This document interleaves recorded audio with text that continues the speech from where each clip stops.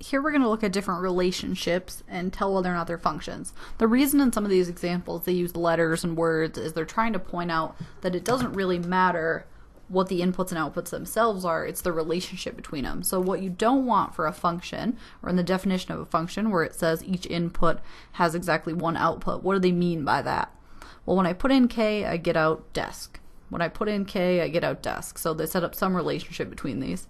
Now notice this one causes an issue because a function should be a rule or a set of rules or some relationship. If it's the same relationship every time, if I put in t and I get sky and I put in t, I shouldn't get a different answer. And so really to decide whether or not something is a function, you don't really even have to look necessarily at the range.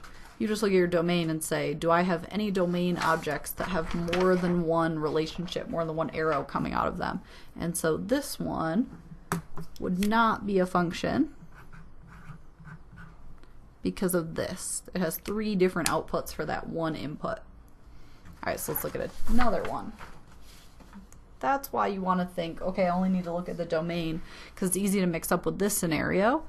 Notice if I look at the domain, see how they each only have 1 arrow coming out of it? So every time I put in 0, I always get out moon. There's the relationship they have with each other. So if I put in 8, I get this as my output every single time. They can share outputs. It doesn't matter what happens over here in the range, just that each of these only has 1 thing in the range that it corresponds with.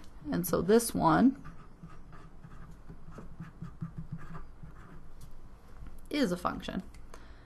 Alright, this isn't the only way they can show you functions, right? It could be graphs, or they could just tell you some points. Now, I'll admit when they write it like this, it's a little bit harder to tell. And so what I would do is think points always come x comma y, like this is the domain and this is the range, what got plugged in and what got out, or what you got out when you plugged that in.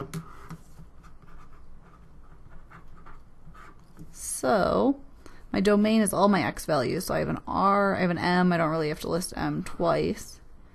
And now I'll set up my relationships. So this point tells me that when I plug in r, I get out g. This point tells me when I plug in m, I get out g. Still a function right now, that's allowable, they can share the same answer. This one says when I plug in m, I get out m. Alright, now we have a problem because this one has 2 different outputs for the same input. In fact, it looks like it has 3 because when I put in m, I get out r. And so this over here causes an issue.